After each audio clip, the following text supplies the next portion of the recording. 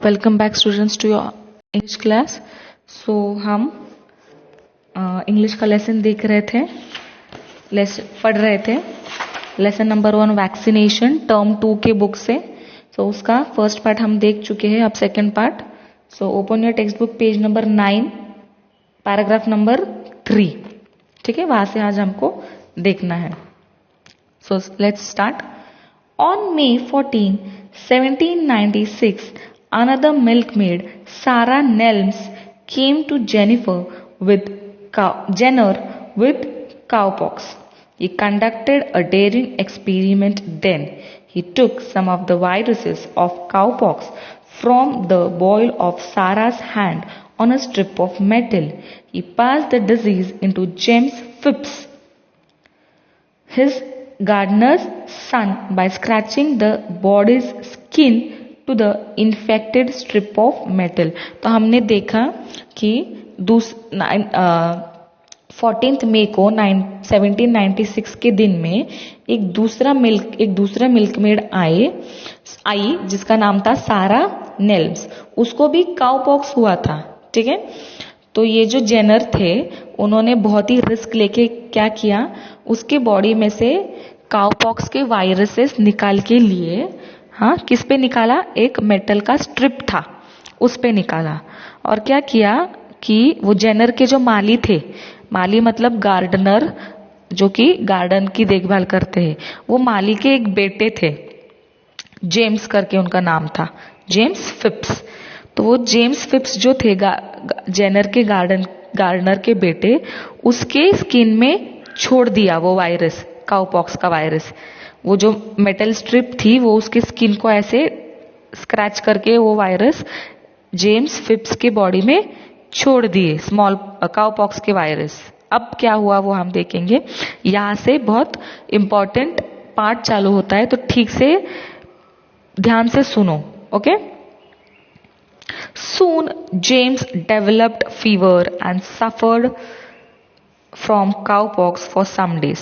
तो जैसे ही वो वायरस जेम्स के अंदर चले गए, वो उसको फीवर आना शुरू हुआ। फीवर मतलब बुखार, और धीरे धीरे उसको काउपॉक्स हो गया।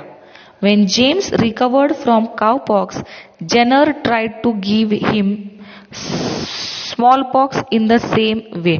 और जैसे ही वो जेम्स काउपॉक्स से ठीक हो गया, अब जेनर ने क्या किया, उसको स्मॉल पॉक्स का भी वैसे ही किया, स्मॉल पॉक्स का वायरस दे दिया, जैसे काउपॉक्स का दिया था ना, उसी तरीके से जेम्स को ही जेनर ने अभी स्मॉल पॉक्स का भी वायरस उसकी बॉडी में डाल दिया। James failed to contract the disease, he became immune to smallpox. Thus Jenner understood cowpox not only protected people from smallpox but could also be given to them deliberately as a means of protection against the disease. तो क्या हुआ, जब cowpox का virus डाल दिया तब James को cowpox हो गया, उसको फीवर हो गया। लेकिन काउपॉक्स ठीक होने के बाद जेनर ने क्या किया, जेम्स को स्मॉल पॉक्स के वायरस दे दिए।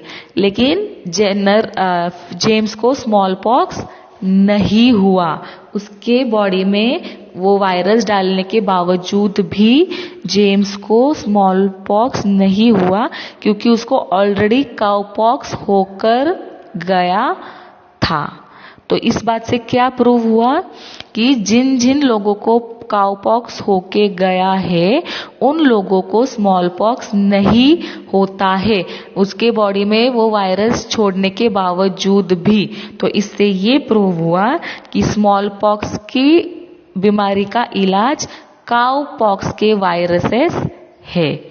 ये यहाँ पे एक बड़ा इन्वेंशन हुआ, क्योंकि बहुत सारे लोग स्मॉल पॉक्स से मर रहे थे, बहुत ही डेंजर वो सिचुएशन थी, और उस पे इतना बड़ा इन्वेंशन जेनर ने किया। ओके। Jenner finally discovered a preventive for small pox.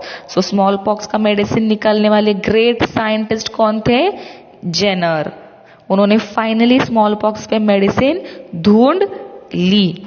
Jenner named this process vaccination, और ये जो प्रोसेस उन्होंने किया कि एक वायरसेस को निकल के दूसरे वायरस से एक इंसान से वायरस को निकाल के दूसरे इंसान के बॉडी में डालना, क्यों? ताकि वो एक वायरस दूसरे वायरस को मार सके।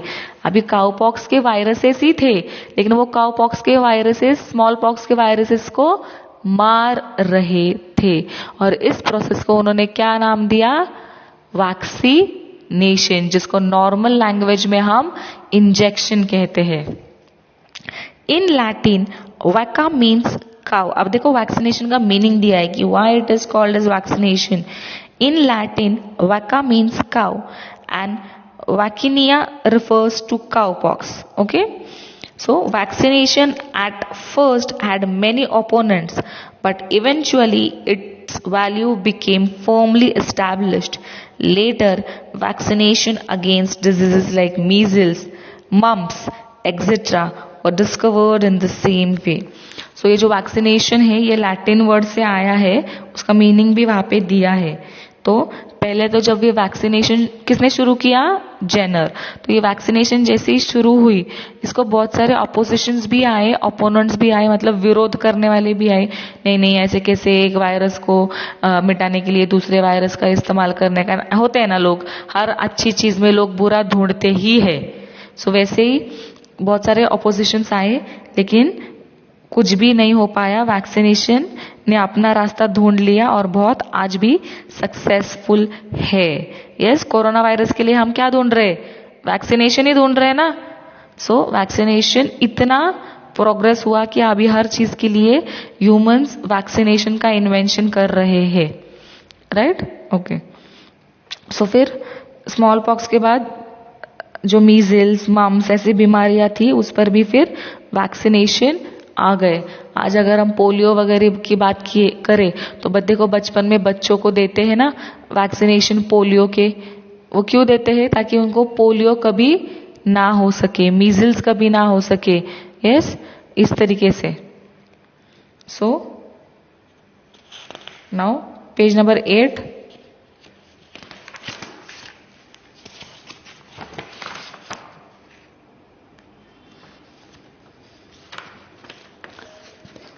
Vaccination are given to children right from their birth to protect them from diseases like tuberculosis, tetanus, diphtheria, polio etcetera. अभी मैंने बोला कि जब बच्चे छोटे होते हैं तभी बहुत सारे इंजेक्शन्स उनको देने पड़ते हैं, 1 महीने में, 2 महीने में, 3 महीने में, हर महीने में ऐसे डोज होते हैं वो वैक्सीनेशन के। डॉक्टर्स वो चार्ट ही देते हैं पेरेंट्स को और बोलते हैं इस दिन में, इस महीने में बच्चे को लाओ, और वो वैक्सीनेशन देते हैं। क्यों देते हैं? ताकि आगे फ्यूचर में कभी भी उनको वो बीमारी कभी ना हो। तो कौन से है वो? ट्यूबरक्लोसिस है, टिटेनस है, डिफ्थेरिया है, पोलियो है, ये सारे इंजेक्शन से तो बच्चों को बचपन में ही दिए जाते हैं। आपको भी दिए होंगे, मुझे भी दिए हैं, और सारे बच्चों को आज के जमाने में देते ही है कंपलसरी। और उसकी वजह से देखो बीमारियां भी कम हो रही है, वरना ये पोलियो, डिफ्थेरिया ये तो बहुत कॉमन बीमारियां थी पहले, अब वो नहीं रही, इरेडिकेट हो चुकी है, खत्म हो चुकी है, क्योंकि उन भयंकर बीमारियों का इलाज वैक्सीनेशन के रूप में इस दुनिया में ऑलरेडी डॉक्टर्स लोगों ने, साइंटिस्ट लोगों ने निकाल लिया है। लेकिन अभी भी कई भी ऐसी है बीमारियां जिसपे वैक्सीनेशन आना जरूरी है और होपफुली आएगा। Most of them are given before children turn 1। और 1 साल के बच्चे जब होते हैं तो 1 साल के अंदर ही ज्यादा से ज्यादा इंजेक्शन उनको दे देते हैं। 1 साल के बाद भी होते हैं इंजेक्शन, लेकिन 1 साल के अंदर ही ज्यादा कर सब इंजेक्शन बच्चों को दे देते हैं। However more doses are given as they grow. और जैसे जैसे बड़े होते हैं वैसे वैसे डोज भी बढ़ाना पड़ता है, इसलिए बचपन में ही वो उनको दे देते हैं। Even grown-ups are given vaccination against tetanus, hepatitis, etc. और सिर्फ बच्चों को ही नहीं, बड़े भी जब होते हैं तो बड़ों के लिए भी इंजेक्शन होते हैं। टिटेनस मतलब जिसको हम टीटी का इंजेक्शन बोलते हैं। हाँ, वो कब होता है? जब हमको कुछ जख्म लगती है, हाँ, किसी ब्लेड से कट होना, ज्यादातर लोखंड, आयरन जो होता है उस चीज से लग गया तो हम डॉक्टर के पास जाके टीटी का इंजेक्शन लेते हैं, उसको टिटेनस बोलते हैं।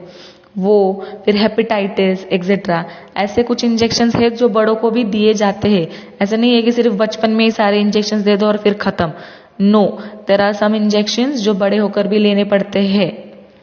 During cyclones and floods people are vaccinated against diseases like cholera and diarrhea as they spread fast in such situations। कभी कभी क्या होता है, साइक्लोन्स आते हैं, वादळ जिसको हम बोलते हैं ना मराठी में, वो फ्लड्स मतलब पूर आता है ना, बाढ़ आती है। तो उस समय में क्या होता है, बहुत सारा नुकसान होता है और बीमारियां फैलती है। ज्यादातर कोलेरा और डायरिया, ये दो बीमारियां फैलती है।